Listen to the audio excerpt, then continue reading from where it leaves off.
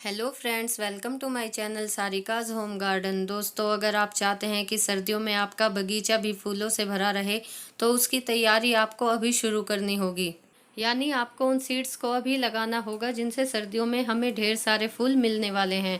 दोस्तों, सितंबर, अक्टूबर और नवंबर perfect time होता है सीड्स को ग्रो करने का। तो चलिए देखते हैं वो कौन से विंटर फ्लावरिंग प्लांट हैं जिन्हें हम सीड से ग्रो कर सकते हैं।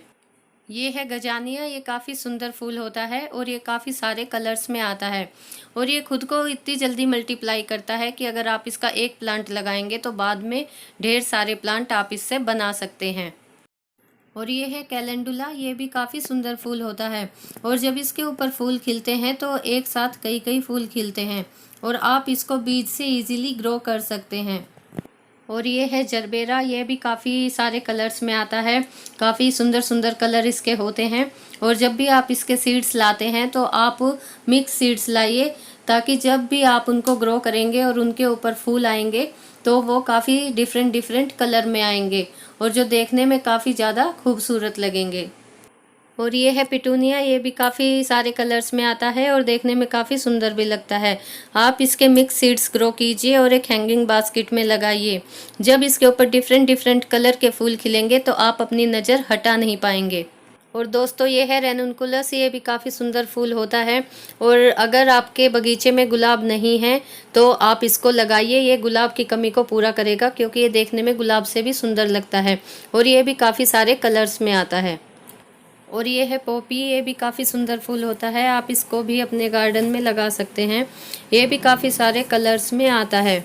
और ये है डाइंथस। ये भी काफ़ी सुंदर फूल होता है। पेंसिल के छिलकों के जैसे इसकी फूलों की शेप होती है और ये काफ़ी डिफरेंट डिफरेंट कलर में आता है और अगर आप इसको हैंगिंग बास्केट में लगाएंगे तो और भी ज़्यादा सुंदर लगेगा। और दोस्तों, ये है जेरेनियम। ये भी काफ़ी सुंदर फूल होता है और काफ़ी सारे कलर्स में आता है। इसको तो आप अपने गार्डन में ज़रूर ऐड कीजिए क्योंकि जो इसके फूल होते हैं उनके ऊपर इतनी ज़्यादा शाइनिंग होती है कि वो दूर से ही सभी का ध्यान अपनी तरफ अट्रैक्ट कर लेते हैं। उनमें काफ़ी ज़्यादा चमक होती है, तो आप इसको तो अपने गार्डन में ज़रूर ऐड कीजिए। और ये है गुलदाउदी। ये काफ़ी सुंदर फूल होता है और जब इसके ऊपर फूल आते हैं तो इतने ज़्यादा फूल आते हैं कि आप उनको गिन भी नहीं पाएंगे और मैक्सिमम ये हम सभी के घरों में होता है और ये काफ़ी सारे कलर्स और वैरायटी में आता है। और ये है सिलोसिया। ये काफ़ी सुंदर और मखमली फूल होता है। जो इस फूल की शेप होती है वो ऐसी होती है जैसे मुर्गे के सिर पर ताज होता है और ये काफ़ी सारे कलर्स में आता है और इसके एक ही फूल के अंदर हजारों बीज होते हैं। और ये है पैंसी। ये भी काफ़ी सुंदर फूल होते हैं और सिंगल और डबल पेटल दोनों में ही आते हैं और अगर आप इनको हैंगिंग बास्केट में लगाएंगे तो ये काफ़ी ज़्यादा सुंदर भी लगेंगे और ये काफ़ी सारे कलर्स और वैरायटी में आते हैं। और दोस्तों, ये है सनफ्लावर। ये भी काफ़ी सुंदर फूल होते हैं और ये छोटी और बड़ी दोनों तरह की वैरायटी में आते हैं। अगर आप पॉट में लगाना चाहते हैं तो छोटी वैरायटी लीजिए और अगर आप गार्डन में लगाना चाहते हैं तो बड़े वाली वैरायटी लीजिए।